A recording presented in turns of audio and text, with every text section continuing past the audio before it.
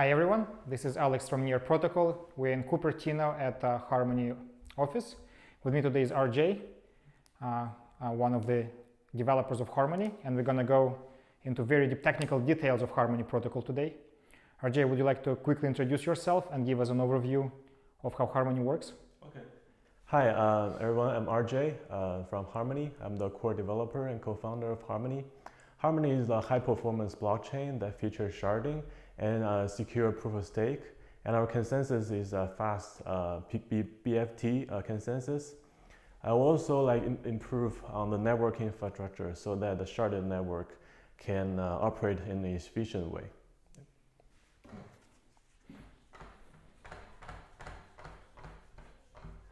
You are? So let's get the high-level overview. Okay. So in Harmony, we have two type of chains, or two type of shards, right? First is the beacon chain, which is like overarching chain that controls the overall network sharding construction. So there are different shards like this. Each shard has its own chain, like this. So yeah, I should point it back.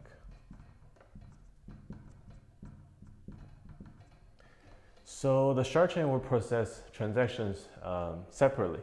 So each shard has its own state, right? So for the head of the block, it contains the states of the shard.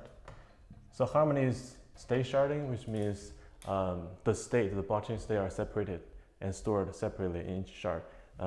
Those states are different, contain different data. And for each shard is separately processed transactions in parallel. So let's say you have a transaction here, and this transaction is specifically for this shard 1. So this shard 1 will process this transaction by itself, and shard 2 will ignore that transaction. So this will multiply the TPS by the number of shards because they're processing the transaction separately. And short to medium term, how many shards do you expect to have? Maybe at the first launch of the network, we'll have about 10 or to below 100. Yeah. But the design of the network, what is the largest number of shards it can support? Yeah, it's a good question. It depends on the beacon chain's processing power. So I haven't said this. For the beacon chain is just like a normal shard, but it has additional functionalities. So one of them is for generates the secure randomness. Another is storing the cross-link from the other shard, cross-link from the other shard. So for the randomness, the beacon chain needs to run a distributed randomness generation protocol to generate this secure randomness that's unpredictable, unbiasable, and verifiable, so that it's hard for people to bias this randomness or manipulate the randomness.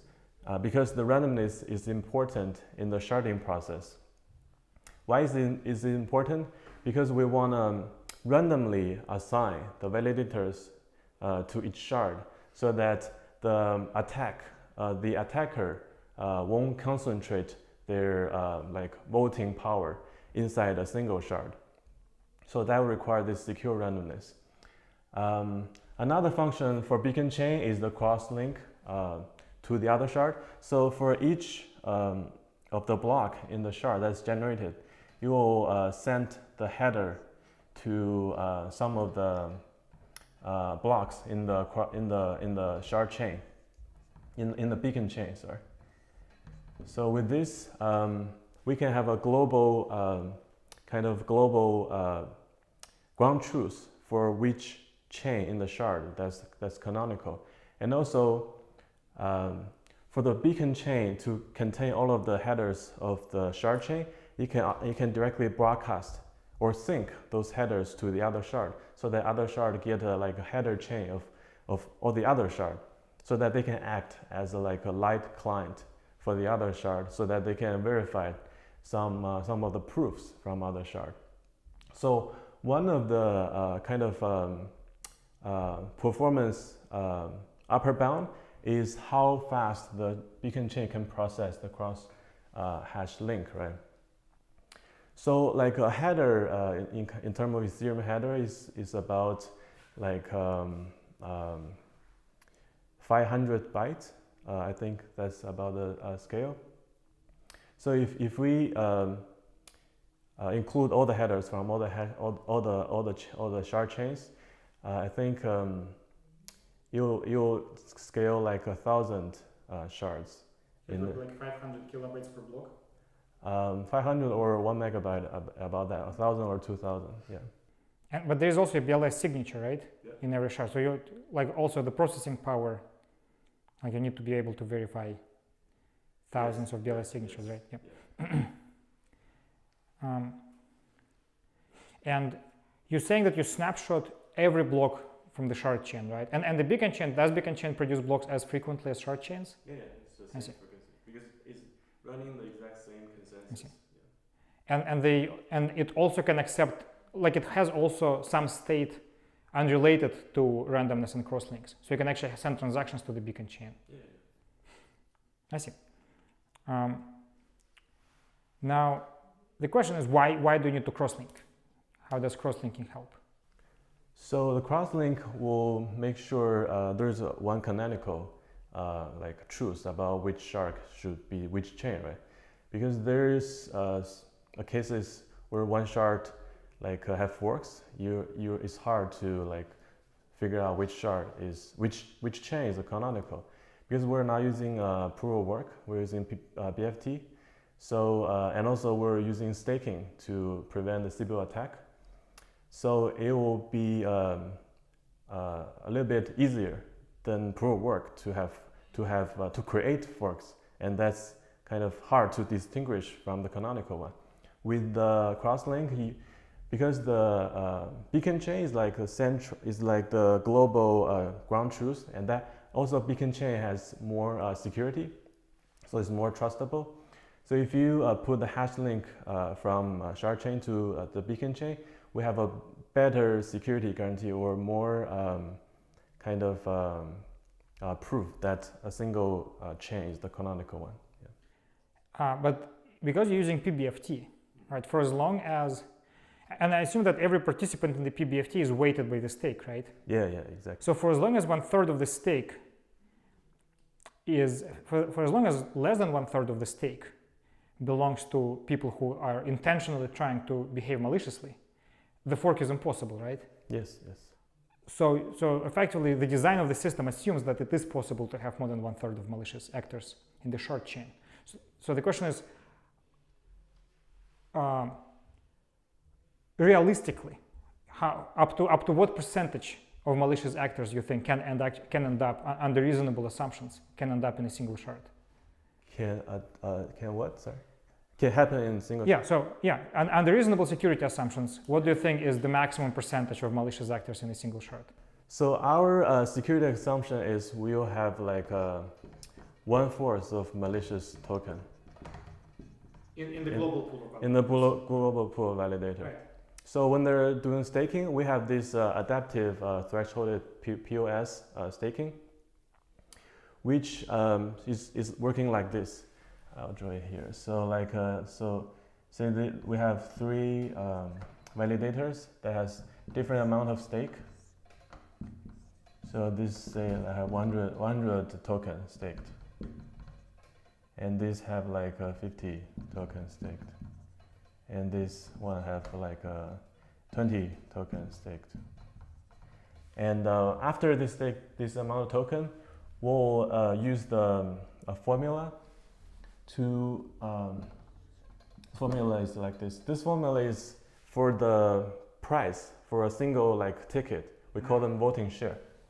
So this formula is like this. Is the total amount of stake in the last epoch over the number of shard times a security parameter. So the total number of stake right here is like 170. yeah, 170, and the number of shards, let's say 10, and we have the security parameter. Right here, if we want to make the shard secure after the random sharding, we need to make the security parameter large enough. So we calculated it has to be 600, so that when the process is like this, after they do staking, they, based on this price, they give voting shares. Let's say we have 600. Let's say this lambda is 600, and each voting share, the price is like let's see, 600 is 250. No, it's like 0.2 something. Let's say 5. Mm-hmm. So this guy will get like 400 voting share. This 100 get 200. This guy will get how much is this? 800, right? 80. Mm-hmm. So we get this amount of voting shares. So let's do 200 voting share. This 200. This 80 voting share. And we'll you need extra 0, right? Sorry? Because you need 610 shards. So it's going to be like 4,000, 2,000, and 800, right? Yeah. So we'll randomly distribute these voting shares into the number of shards. So if we have like 10 shards, like this, these voting shares will be randomly distributed all to these shards. So, and the end result is, for each shard, this first validator will have some amount of voting shares there. Because it's randomly, it will be in expectation, it will be proportional to their original staking, right? So here, let's say, here this one I have like 400 voting share here for the validator 1, and here is like 380 voting for the validator 1. Something like this. The reason we're gonna like convert the staking to voting share and then distribute to the shard is because we want to kind of cut the big staker's stake into pieces and randomly distribute the stake into multiple shards so that they cannot concentrate their big stake into a single shard and then overtake that shard. But if you're making, so with your particular constants, right, let's say that the assumptions about malicious actors in the global pool is 25%, and let's say the security parameter is actually 600, then the probability of having 33% of malicious actors is practically 0, right? Yes. It's like 1e minus 18 or something. So why do we need to crosslink? If it's like it seems like forking is impossible. It's because when even we have this security proof that when you're sharding the validator or their staking is secure, but over time a single shard can get like overtaken or get corrupted by malicious attackers. Oh, you're saying it can be corrupted adaptively? Yes. After the shuffling happens, yes. Right? Because you cannot prevent attackers to corrupt some of the node. Right. And so the assumption, so what we believe in here effectively is that after the validators were assigned, there's a chance that someone will adaptively corrupt more than 1/3. Do we also believe that someone can adaptively corrupt more than 2/3? Yes. Right. So go ahead. Yeah. So as I said, the sharding need to first the distribution of the validator need to be done securely, but also we need to take care of the corruption of a single shard, right? Where we have this resharding mechanism, which means periodically we're going to reshuffle the validators in the shard or their voting power in the shards across different shards, right? So when attacker corrupt a single shard, you will not like be able to get the whole shard's voting power, how to say, like for a long time, because we're gonna reshuffle the voting power again and again. So that is always, they have to keep catching up with the reshuffle. So we're going to keep the reshuffle frequency high enough so that we're with high probability that attackers cannot be easily overtaking a single shard. Yeah. But we do believe that they can take over the single shard for a very brief period of time, right? So let's go through the standard attacks on the short side. So the easiest one is forking, right? And so against forking, we protect by cross-linking. Now the beacon chain, when it snapshots the short chains, effectively beacon chain acts as a light client, right? So what beacon chain does is it gets the header. I assume beacon chain doesn't download the entire block, right? That would be lots of information to download, right? So it downloads the header, it verifies the signature, and it snapshots it. So let's say that 2/3 of people were corrupted in a single shard, right? And let's say that what they did is they created a block, and in this block, the state transition function is applied in a completely wrong way, right? So like out of nowhere, one of the malicious actors gets 1,000 tokens, for example. And on top of that, not necessarily, but let's say they also built another block which otherwise is valid. So like from the state that was passed from this block to the state that was final, the state transition was applied properly. And now this block is being snapshotted, or like I guess both of them get snapshotted to the beacon chain. The beacon chain has no way to detect, right, that the block was wrong. So what is the, like are we assuming that that cannot happen, or how do we defend against this? So for a shard to have like a wrong state, you have to have more than 2/3 of the malicious voting power, right? So with that, we already calculated to have like 1/3 is already almost impossible. Right. So to have 2/3 is like a thousands of order of magnitude even harder, right? But that is from perspective of sampling, right? So if sampling 1/3 is very close to 0, sampling 2/3 will be practically 0. But if we think that there's an adaptive adversary, then it seems like if we believe that adaptive adversary can corrupt 1/3, it seems to be reasonable to assume that they can also corrupt 2/3. Like then there is no exponential decay in probabilities. That does make sense? Yeah, I see your point. So like we're try to make the resharding process frequent, so that we're gonna make sure that it's almost impossible to create forks that create wrong state, because also we're using the PBFT or BFT consensus, which is by nature is hard to create forks, and it also provides finality faster. Yeah. Right. Okay. So effectively the assumption is 2/3 of malicious actors would never end up in a single shard, right? Yes. Yeah. Okay. And also you said that the security of the beacon chain is higher than the security of the shard chains. Where does that come from? Do they have more validators assigned? Just as I said, all the beacon chain or shard chain are just like a shard. It's the sharding process or resharding process apply to all of them. So it's just a matter of how much like stake or voting power you're gonna assign to them, right? So as I already analyzed, the security of a single shard is already kind of proved secure, right? So for the beacon chain, it has the same security as the shard chain. If we treat them as the same shard as other shard, basically means putting the same amount of voting power or staking into them. But we're gonna, since the beacon chain is the global, it can be the single point of failure. So we're gonna assign more staking. So like effectively lambda is higher?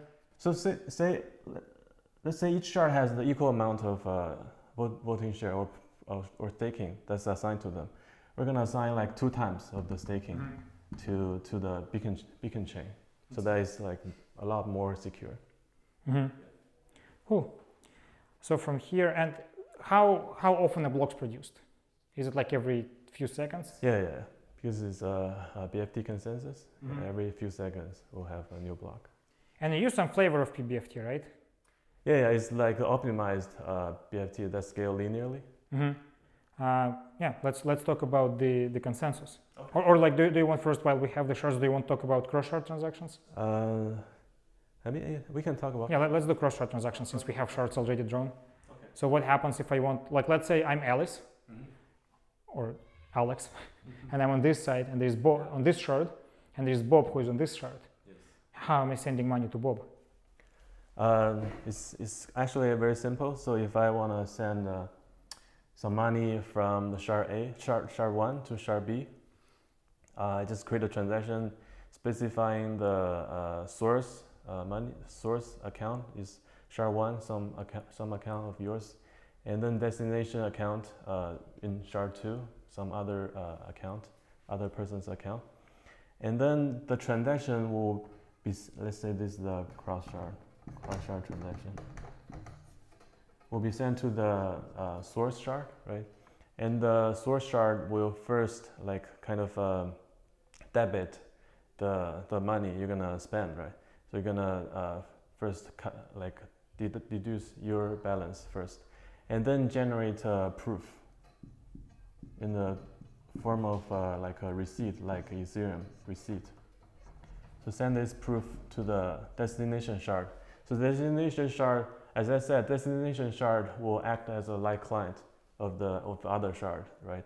So you can check that proof is valid, and also based on the cross-link or all those stuff, you can make sure that the money already is deducted, and then the shard 2 is safe to like credit the amount to the destination address. And I presume that Harmony is also executing smart contracts, right? Yes. When I'm sending a, so let's say I have a CryptoZombies account on this shard, CryptoZombies contract, and there's a CryptoKitties contract on this shard, and I want to have a method in CryptoZombies which would consume a CryptoKitty to do something, right? So how would that, as a developer, how do we express the cross-shard invocations? Is it some sort of like promises, or like how does that work? So right now we're for smart contract, actually most of the work are done by the single shard, right? And for the cross-shard smart contract, we are only allowing kind of the read operation, like reading whether there is a CryptoKitty in the other shard. We're not supporting the update yet. And how does reading work? Read, we have this mechanism of kind of it's more like subscribe and listen, right? So let's say your smart contract will be reading some fields in the other shard smart contract, and you are gonna like specify that in the smart contract, and then the data that you're gonna listen in this shard, those validator in that shard will like publish that part of the data you're interested to your shard, right? You're gonna keep publishing that. Whenever that data is changed, you're gonna publish that. And your shard that's interested in this field will listen that. So the execution of the smart contract won't be like blocked by anything, because most of the cases have the updated data from the other shard. Yeah. And but I can do write operations for the contracts which are on the same shard as I, right? Yeah, you can write. Then the question is, you said that at the beginning it's going to be, let's say, 10 shards, but then over time I assume you want to go like to thousands of shards. When you increase number of shards, the new shards, are they empty or you rebalance? You will be created anew. Oh, they're going to be completely empty. So like the people, okay, I see. That would work, I guess. Cool. Okay, so let's move to the consensus.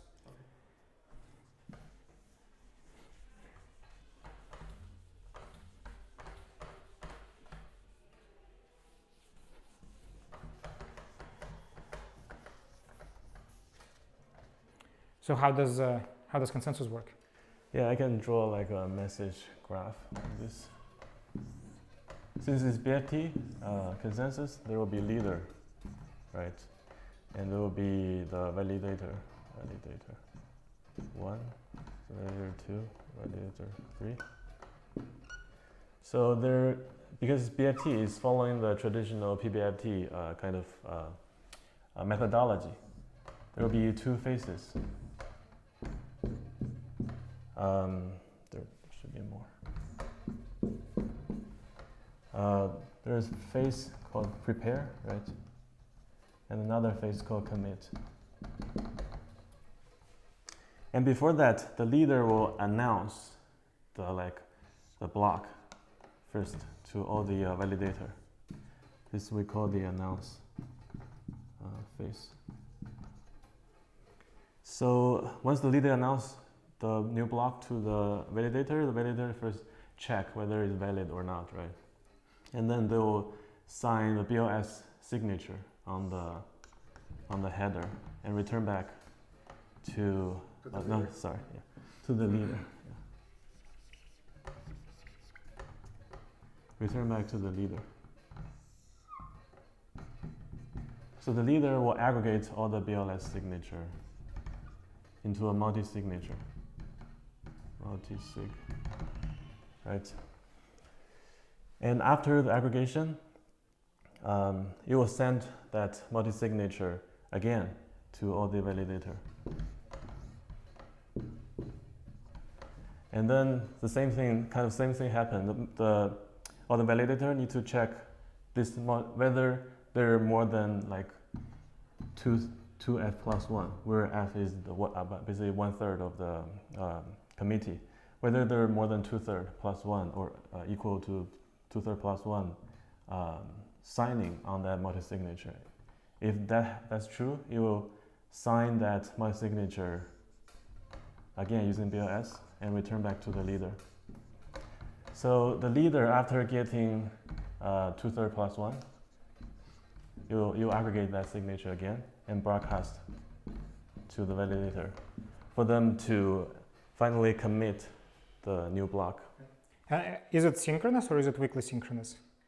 It's partially synchronous. Partially synchronous. So, when does so there's some sort of a timeout here, right? So at some point, like clearly, there's never going to be the case that the leader will accumulate all the signatures, or like it's going to be very rare. Someone will be offline, right? You have 600 validators. Presumably someone is offline. So at which point leader stops waiting for more signatures and starts distributing the block. Once they have 2/3 plus 1. Okay, so the moment they get 2/3 plus 1, they immediately start distributing. They're not waiting for more. How is the reward distributed? The reward will be distributed equally, yeah. Including those who did not participate. Yeah. What is the motivation to participate? Like, why would they sign any? Why would they even be online once I'm assigned? That's a good question. If you don't sign, you won't get a reward, right? You're right. But then the leader only waits for 2/3 plus 1. Let's say 100% of people are online. Let's say everybody's online. But the moment the leader gets 2/3 plus 1, they already send the block, right? Mm-hmm. So 2/3, like F people did not get their signatures into the block. Mm-hmm. So the block is recorded only having 2/3 plus 1 signatures. Mm-hmm. So F people who were online and participated will not get the reward, right? Yes. Isn't it unfortunate? No, because you have to wait for exact this amount to like proceed. You cannot wait more because the security assumption is we can have at most or it's possible to have F malicious nodes, right? So if you wait more, you are basically waiting for at least one malicious guy. Then if that guy is stalling, you will never get the multi. Yes, but my question is more about the fact that, like, let's say that V1 and V2 signed, mm-hmm. and so the leader progressed, mm-hmm. but V3 will not get the reward, right? I said everyone will get reward. Even people who were offline. Yeah. But then we get back to the question: why would V3 even be online? Yeah. For the guy who are not signing, if in some rare instances where it's kind of slow for him to reply in time, it's okay. But we have the slashing mechanism, or we're not slashing. We're gonna drain their voting power if they continuously not signing for a long time. So if they didn't sign multiple blocks in a row, then they will be punished. Yeah. And the leader is rotating, right?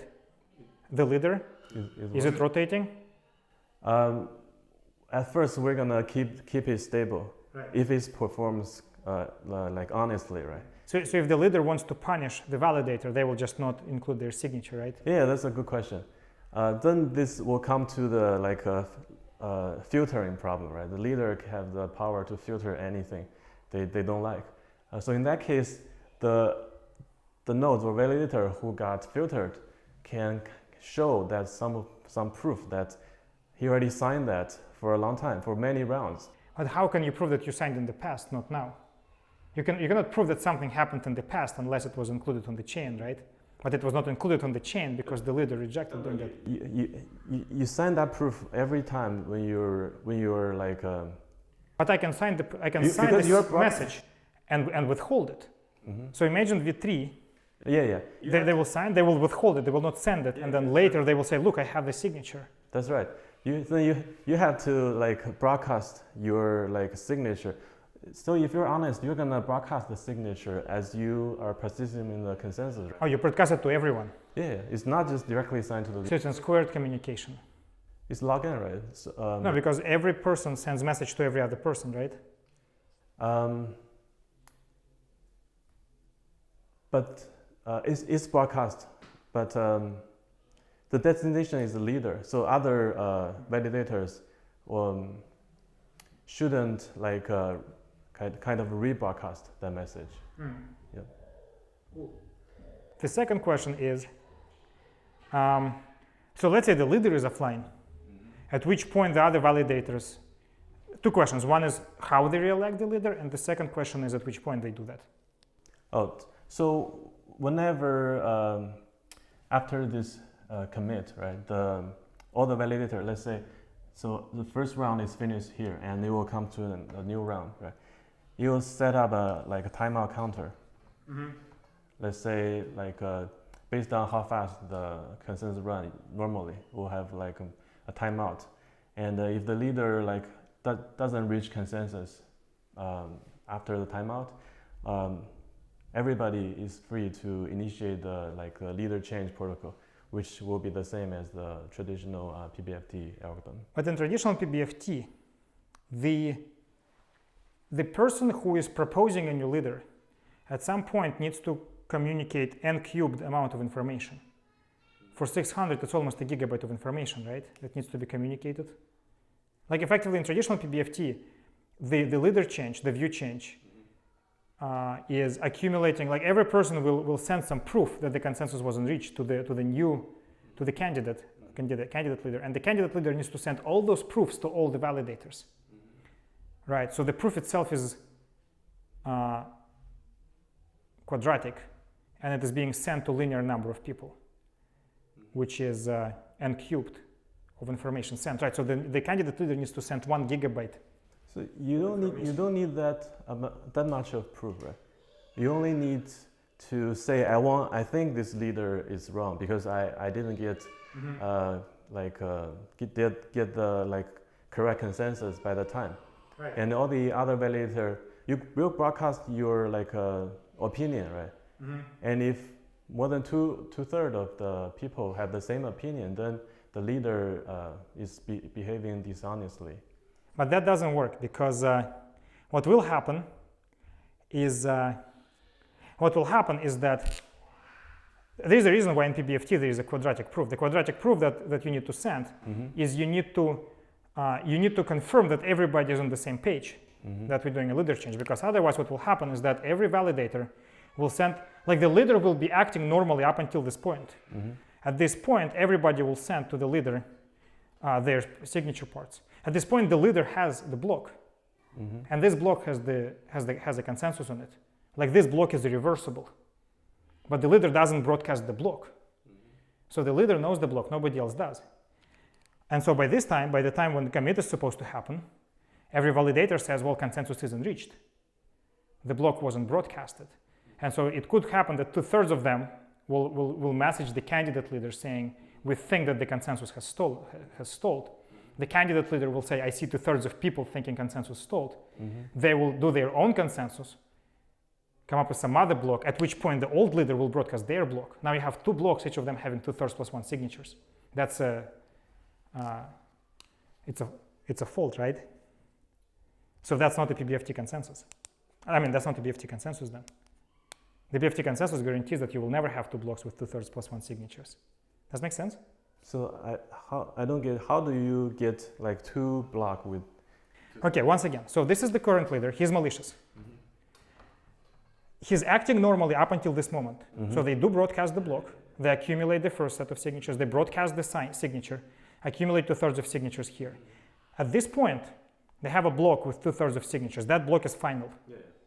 But they do not broadcast the block. From what you described, so this is the first block.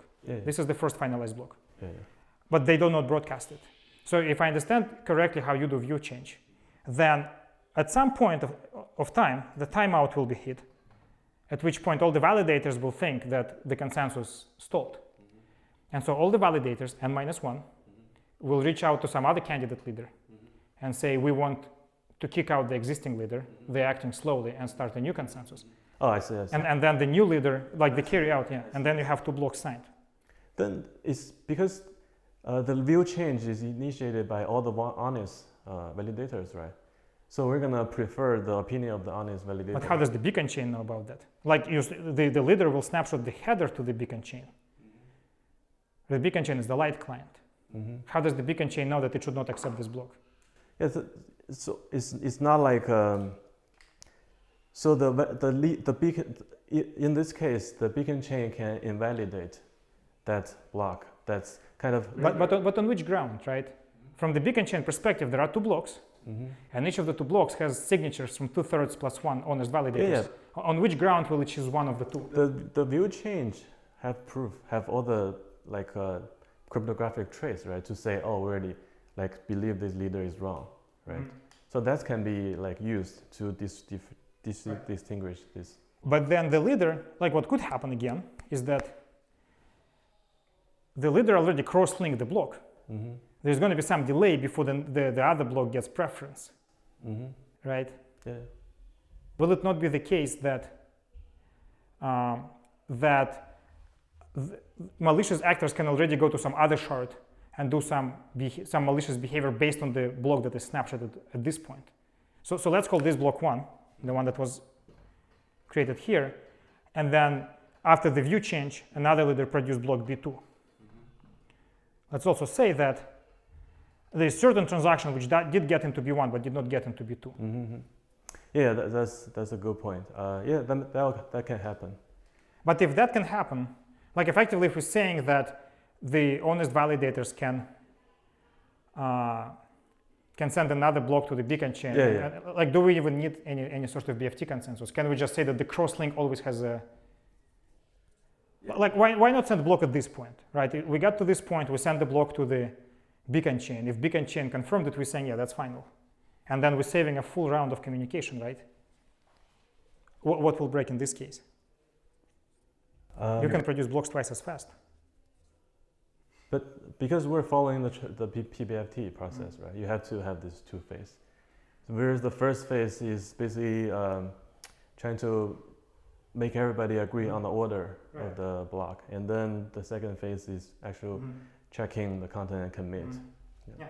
Well, my point was more of the fact that 2 blocks can be produced. That's exactly what BFT is supposed to protect against, right? So if we're already not protecting against that, we can relax the complexity of BFT. Yeah, you're right. It's like really a trade-off between security and the performance. We can totally use all the real original view change protocol to attach all the proof. In which case, you'll be broadcasting 1 gigabit, slower. Right? It will be a lot slower. But I guess the main question is, if you're committing to using a partially synchronous algorithm, why not use Tendermint, which does not have a view change, right? So Tendermint is changing leader every round. Is that true? The point of Tendermint is that the leader is proposing. It's super similar, right? The leader is proposing the block, accumulating signatures, but there are timeouts after every step, and if after this step the consensus isn't reached, the next leader starts the next leader is proposing the block, and they have certain guarantees that will not allow two blocks being produced, but the view change is gone, right? And without the view change, it's super cheap, Okay. right? Yeah. Okay. I guess consensus makes sense. With the consensus, another problem is that let's say that the leader is malicious, but they're not stalling the consensus. Instead, what they're doing is they're just producing empty blocks. Then that's the filtering question, right? So for the transaction issuer, you should be able to, like, because it's broadcasted to the network, every other validator will see that whether there's a transaction or not. And if an issuer found that his transaction did not get included for a long time, or people see that the leader is producing empty block for a long time, then we'll have some criteria to say at this point everybody should change the leader. It's malicious. Yeah. Right, but what if, let's say that the system is at capacity, like the shard is at capacity, it cannot include all the transactions. Isn't it a problem that the leader has the sole power to choose which transactions get in and which transactions do not? Like you can prove that your transaction was not included, but the leader has an excuse. The leader says the block was full, right? And so now the leader can censor out any transactions without any penalty, right? Yeah, that's just. I think it's a common question for all the blockchain. That's leader-based. Leader has more say on which transaction to include. Yeah, but a leader producing empty block is definitely should be prevented. But if a leader is acting like at full speed to include most of the transaction, but is kind of including a specific transaction, that will be a lot harder to prevent. Yeah. Another question is, how is this timeout chosen? Right. So let's say that for some reason network conditioning became worse, and we just, like, let's say timeout was 5 seconds, and let's say that the network conditions became worse. Like, for example, the validators were chosen in such a way that a large portion of them are like distributed in the world, or like let's say the cross-ocean link got broken or something like that, nuclear winter. How will timeout increase? Like, what is the process? So it's based on the previous blocks, like performance, right? You'll be adjusted based on the history network conditions. Say for the last epoch, how was the average block time, and that timeout will be like according to that. And the previous epoch, that's the same validators, or it's a different set of validators? Like a major portion of the validator will stay the same, but some of them need to be like, some of them get kicked out, right? Some new join. So, but it's still like a good estimate for the future time. But the question, so let's say there was a leader who had a ridiculously good network, or even better. Here's an example. Let's say that, so let's say there is a leader who has very good network and very good processing power, and so they can execute consensus very quickly. To an extent that, like, they finalize the full consensus in, let's say, 0.3 seconds. But let's say that the majority of people have worse hardware, and so let's say for them it takes like a second. And the leader, so let's say this leader produced multiple epochs. In every epoch, consensus was reached in like 0.3 seconds, and then this leader goes offline. And so my understanding is that the timeout will be, let's say, 0.5 seconds. Right, but then no leader will be able to produce a block in 0.5 seconds. So the leader is only part of the process, right? So most of the delay are actually based on the reply of the validator. So a faster leader doesn't guarantee like a lot faster consensus, because it's like a... And this is gossip network, right? This is not direct communication. Yeah. Cool. Yeah, I think that makes a lot of sense. One other topic I want to discuss is randomness. Randomness is interesting, right? Yeah, that's interesting. Is there anything we didn't discuss about consensus? I think that's mostly it. Yeah. Actually, one thing about PBFT is that the proof, like why the proof is expensive, is that I think unless I remember it wrong, I think it's because every validator needs to prove to the candidate that they saw majority of validators wanting to switch. And I think that can be optimized with BLS signatures. Yes. And then it will be quadratic, which is like way more doable. Okay. So randomness. You guys using the RunDAO with VDFs, right? It's not RunDAO. Yeah. Okay. It's not exactly RunDAO, right? Can you walk us through the? Yeah. Let's say this is the start of the new epoch. And at the start of the new epoch, the leader will like pull from all the validators. Let's say this is all the validators, and tell them, hey, that we're starting the randomness protocol, and it will send the like previous block hash. Let's say this is the n-1, this n. The leader will send. Let's say this is the leader.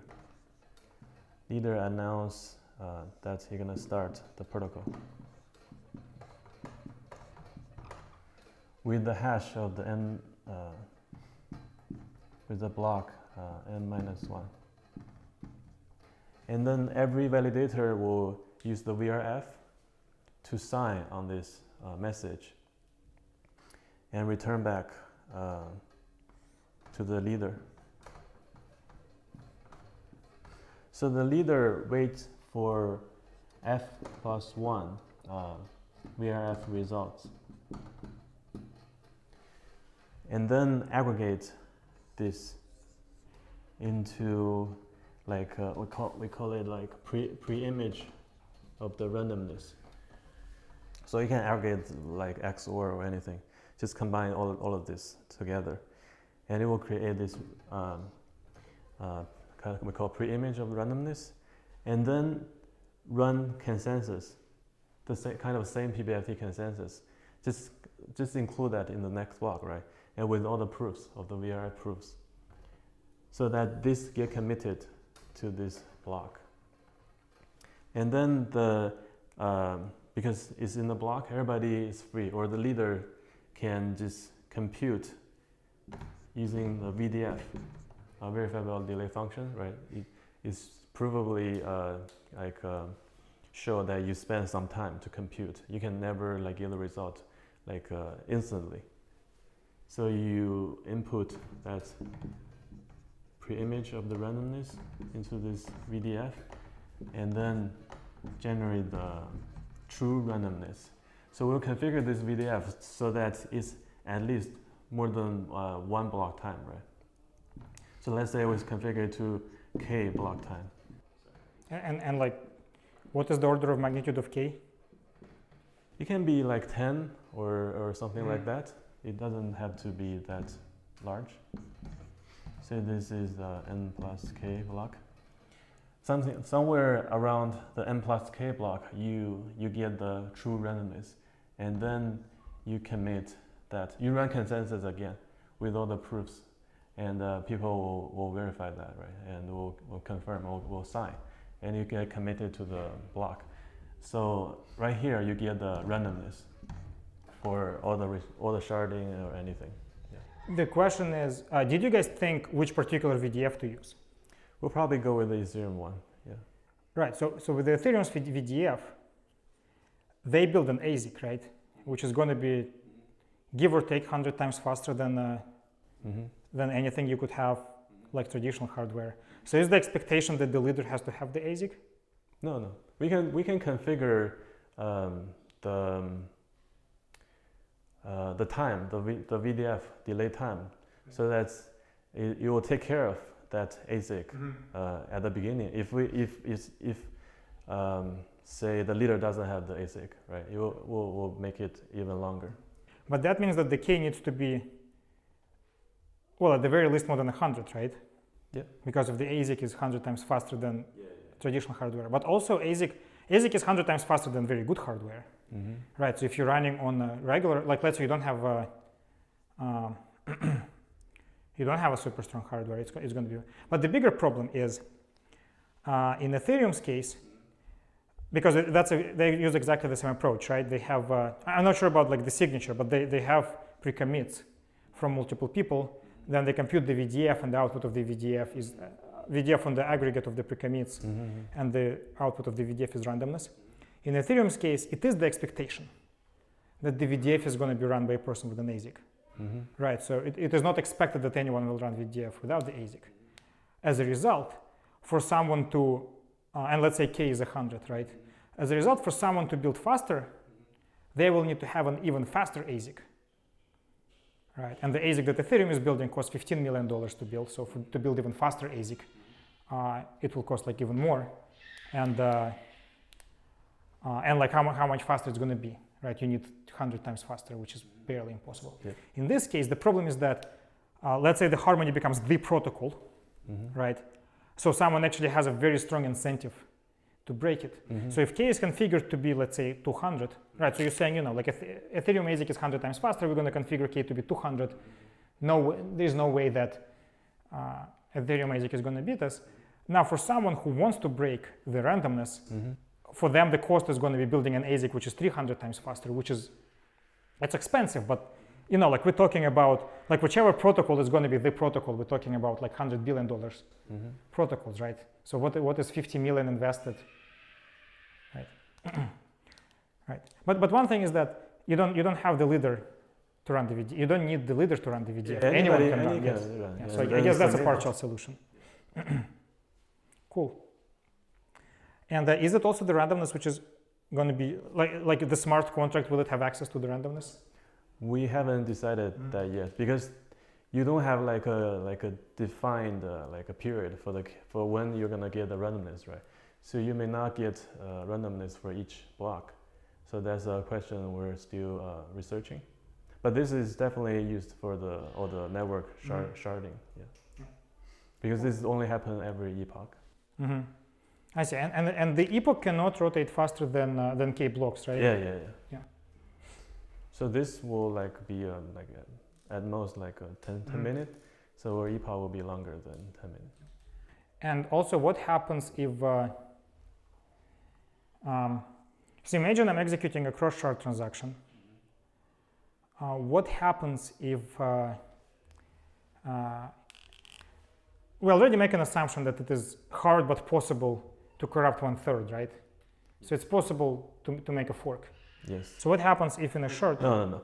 1/3 doesn't create forks, right? 1/3 only stall. 1/3 has a theoretical chance to create a fork, because what you can do is you can. Well, it's not. I will provide the theoretical. What you can do in theory. In practice, it's hard, but like it gives you the theoretical ability. Effectively, what you can do is you can.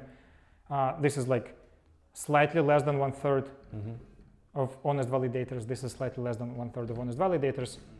And this is your slightly more than 1/3 of malicious validators. You can double sign on, and then right. This is not practical because you cannot really split the network, but it gives you like at 2/3 you can definitely fork. At 1/3, below 1/3 you definitely cannot fork. But exactly how it grows from 0 to 1 in between, we don't know, right? But let's say we believe that fork can happen, right? Because we cross-link. Okay. The sheer fact that we cross-link effectively means that we believe the fork can happen, right? Then that means that the beacon chain can fork, right? Because the beacon chain has only twice as many validators. So it is also feasible to corrupt them adaptively. Yes. So could the following happen? Could it be that I'm in one shard, this is shard 1, and it's building its blockchain, and this is shard 2. Can I do this? Like, let's say I'm an adaptive adversary that is capable of forking. Then what I can do is I can create a block here in which I send money to the merchant. I create a block on the beacon chain where it got cross-linked. And so merchant receives money over here, right? And the merchant receiving money here provides me the service. But after that, I'm forking here. And this happens to be the canonical chain. I'm forking here, and this happens to be a canonical chain. What happens is we have a double spend, right? Because in this shard, there is no reason for this not to stay the canonical chain. There was no forks, right? And so money wasn't spent. In the canonical chain, money wasn't spent. But on the destination shard, money is received, right? So is it something that's possible? I think in our security assumption, this shouldn't happen. So the assumption is the beacon chain never forks effectively. Yes. I know this is the more like the fork choices in the like POW or POS consensus, where they're easily forked. You have to continually resolve forks, right? But in your network, this shouldn't be a problem. Yeah. But that gets back to my argument. So my argument is the following, that one of the two things should be true. Either one, forks are possible, in which case this can happen, which is a double spend. Or argument number two, you don't need crosslinks. Does make sense? So the beacon chain won't have forks, right? Won't have. We will guarantee with the high probability that beacon chain won't have forks because we're going to push more staking on that. Yeah. Right. The only concern is that, so the question is how much more stake you put on the beacon chain. If it's twice as much, and we're talking about an adaptive adversary, then the attack is only 3 times more expensive. Yeah. Because if it costs X to corrupt this shard, it costs 2X to corrupt this shard, right? So like that has to be exactly more than 2, I guess. So we haven't decided on the exact number, right? Well, I'm just giving an example. It can be 2 or it can be like 5. It depends on the correct analysis. So before the mainnet, we'll have like a clear analysis on how much the stake should be. Makes sense. Awesome. And are there any other aspects of Harmony you'd like to discuss? Let's see, what else? Do we have enough? Do we still have time? We have time to discuss one more component, yeah. Which area are you I don't have any other technical questions. We can talk more about interesting stuff. Okay, so what else?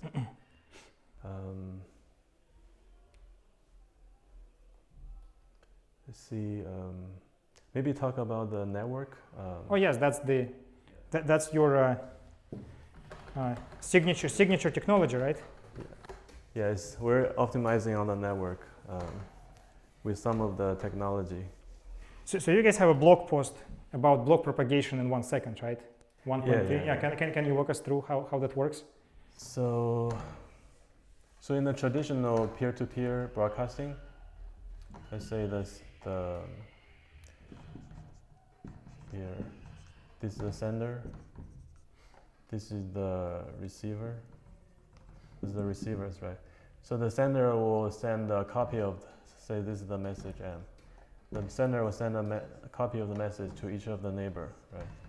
And each of the neighbor will gossip again to the other neighbor.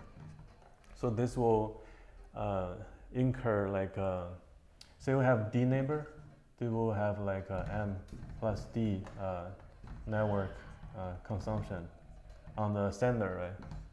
So when the block is large, say like a megabyte of the block, so it will be a bottleneck for the sender.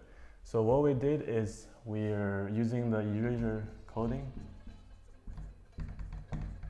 erasure code to like encode the block M with some extra erasure code, say E, and we're gonna cut this into chunks and send like equally send to the neighbors, right?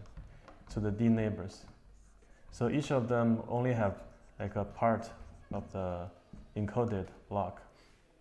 So this will incur like just M plus E load, where basically E is like 30% or some percent of the block size. So it's like significantly reduced from on the load of the sender.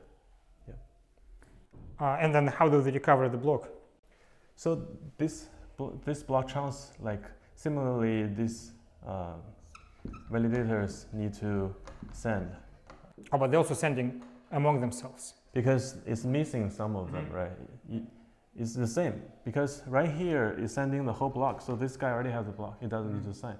But here is sending the chunks, right? Each of them are different. So this is the first and this is the second and the third. They also need to like communicate to get like a full picture. Yeah, but when one node gets like M plus E m over m plus e portion of the chunks, you can like decode that chunks into the whole block. Yeah. Mm-hmm. And E exists here because we assume that some of these people will not be communicating. Yes, yes. Because we assume like 1/3 malicious. Mm-hmm. And if I recall the blog post correctly, you were using fountain codes, right? Yeah, yeah, yeah. Because like of UDP, or why? Like what's the trade-off? Because just using erasure codes. So Azure code is the traditional Azure code is based on the Reed-Solomon encoding, which is a fixed encoding. Say you can only add like let's say it's a fixed parameter, say 30% of actual Azure code, and if in the rare case that's not like kind of enough, then some node won't get the reconstructed block. So instead, we're using the fountain RaptorQ fountain code, which is more like a continuous adaptive encoding. So at first you can have like 30%, and you can actually generate additional pieces a little bit by a little bit. And for those additional pieces, it can also be part of the reconstruction. And this is infinite, right?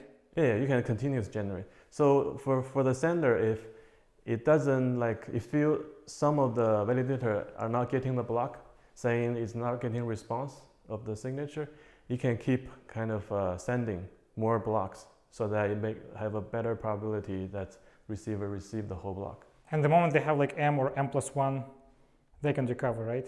Yeah. Like any. Yeah, yeah, yeah. Awesome. Great. Well, I think we can conclude the technical part here. Now let's have like just very few non-technical questions at the end. Would you be comfortable sharing when is the mainnet launch? We're planning to launch the mainnet in the middle of this year, around June and July. Exciting. So when is the testnet then? Testnet will be like in like 2 months from now. Great. Okay. So excited. Looking forward to it. Yeah. And thanks a lot for sharing the knowledge. Okay. Thank you.